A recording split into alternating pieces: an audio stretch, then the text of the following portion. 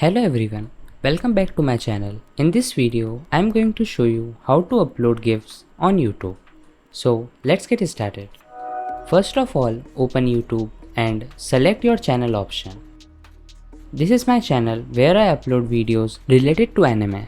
I will leave its link in description, so go check it out if you are also interested in anime. Now back to the topic. You can upload GIFs in Community tab on YouTube. To add GIF, select image and drop the GIF. If your GIF is big, then check out my last video in which I have shown how to compress a GIF. After uploading, this is how your GIF will look like, and you can also add the text above. I hope my video was helpful to you, and if you have any questions, then comment below the video. Thanks for watching.